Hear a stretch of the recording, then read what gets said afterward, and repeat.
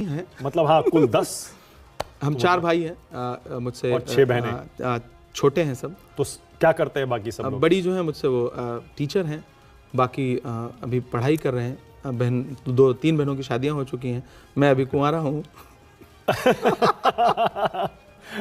नहीं, आपने ये जानबूझकर इस लाइन पर इतना जोर क्यों दिया? नहीं, मैंने बिल्कुल जोर नहीं दिया, मैंने बस सूचना दी है।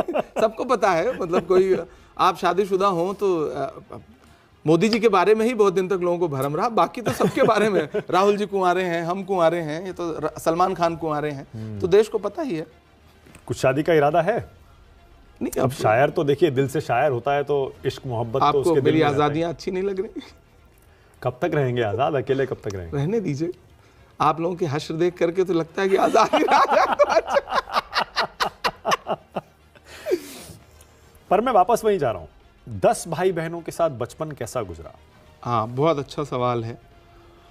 हाँ, आसान नहीं होगा बिल्कुल। एक माँ-बाप के जैसे लिए। मतलब जैसे होता है ना कि जैसे आप लोअर मिडिल क्लास कहते हैं, वो परिवार था, छोटा सा घर, और उसके बीच में एक परिवार में बड़ा बेटा होना, साथ में मैं ये भी जोड़ रहा हूँ। सबसे बड़े आप हैं? अब मुझसे बड़ी एक बहन है, लेकिन बड़ा बेटा होना, राइट। परिवार में बड़ा बेटा होना एक बहुत अलग तरह की जिम्मेदारी है।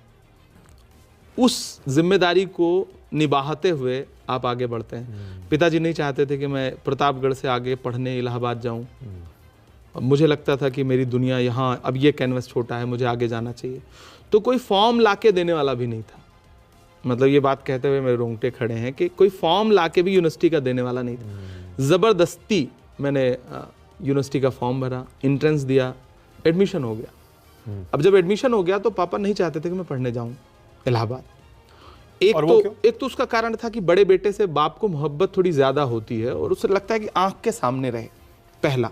दूसरा शायद कि 10 बच्चों की परवरिश, आप मदद भी करते होंगे शायद। पढ़ाई, बड़ा खर्च जाएगा तो वहाँ रहेगा, कमरा लेगा, खर्च बढ़ेगा, ये भी एक कारण हो सकता है, हर पिता के दिमाग में होता होगा। तो कमाना कब शुरू किया था? तो उसके बाद मैंने जिद करके मैं गया, और फिर ग्रेजुएशन का फर्स्ट ईयर, फिर उसके बाद मैंने कभी पापा से पैसे नहीं लिए। फिर मिलने लगे 500 रुपये, 400 रुपये, 200 रुपये कार्यक्रम में मिलते थे, और शॉल मिलती थी साथ में। वो भेजने शुरू किए होंगे घर पैसे? तो नहीं, वो कभी मुझसे पैसे नहीं लेते थे, लेकिन मतलब ठीक है, अब तो मैं खुशी खुशी उनको जो भी दूं, पिता हैं उन्हें गर्व होता है, लेकिन वो मतलब मेरा खर्च हो जाता था, मैं माता पिता के लिए गिफ्ट ले जाता था, भाइयों के लिए, बहनों के लिए।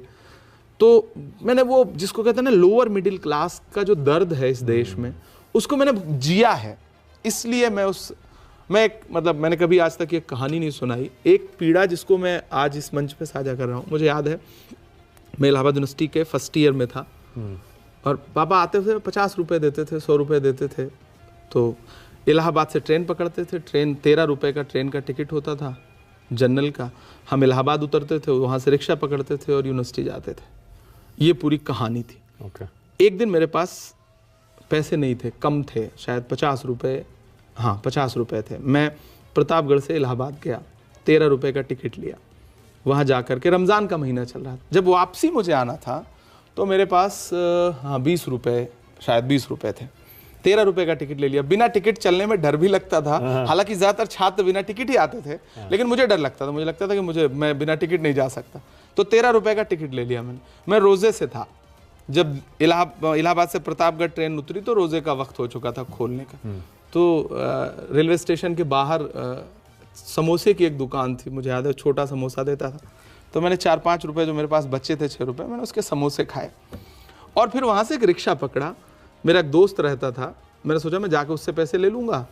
तो घर जाने के लिए वहाँ से, मेरा प्रतापगढ़ शहर में घर नहीं है, वहाँ से मुझे एक बस पकड़नी पड़ती थी, या जीप चलती थी पहले, तो 10 रुपये उसका किराया होता था। तो मैंने सोचा था दोस्त से 20 रुपये उधार लूँगा, 10 रुपये रिक्शे वाले को दूंगा, और फिर जा कर के जीप पकड़ूंगा और घर चला जाऊँगा। अब जब उस दोस्त के पास गए मानक भाई, तो उस दोस्त का कमरा बंद था, जब तो फ़ोन होते नहीं थे। अब ये हुआ कि मेरे ऊपर 10 रुपये रिक्शे वाले का उधार, तो वो कहाँ से दूँ? फिर याद आया कि एक दोस्त और रहता है, उसके यहाँ चलते हैं। तो उससे कहा अच्छा चलो वहाँ चलते हैं, रिक्शे वाले से। व्यवहार कुशल था, तो वो समझ गया कि शरीफ लड़का है, वो मुझे वहाँ लेके गया। अब जब वहाँ पहुँचे तो उसका भी घर बंद, वो भी नहीं था। अब मेरे पास 20 रुपये का उधार, और मेरे पास एक भी रुपया नहीं। तो मैंने उस रिक्शे वाले से कहा कि वो भी नहीं है। चलिए बस स्टेशन चलते हैं। और वो मुझे बस स्टेशन लेके गया और तब तक 30 रुपये उसके हो चुके थे और मेरे पास एक भी रुपया नहीं मुझे उसे पैसे देने। अब ना वो मुझे जानता है ना मैं उसे जानता हूँ। तो मैंने उससे कहा कि चाचा रुकिए मैं बस देख लूँ, और मैं बस देखने गया और चला गया। उसको पैसे न दे सकता था ना मैं उससे कह सकता था। वो 30 रुपये आज भी मेरी मतलब रूह पर, जिसको कहते हैं ना कर्ज होना, वो बोझ है। और मैं उसे पहचानता भी नहीं था। बाद में जब मेरे पास पैसे आए तो मैं 30,000 दे सकता था उसे।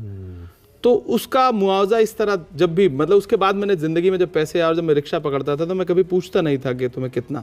अगर उसका 50 रुपये होता था तो मैं उसको 500 रुपये देता था। मुझे लगता था मैं कर्ज उतार रहा हूँ, और वो आज भी मतलब मेरी रूह पर कर्ज है। आज अगर वो रिक्शा वाला मिल जाए तो मैं उसे उसका 3 लाख रुपए दे दूँ कि 3 लाख रुपए ले लो आप। वो ये मैंने कभी किसी से नहीं कहा, और ये कहानी आज भी मेरे दिल में है कि वो बहुत बड़ी पीड़ा है।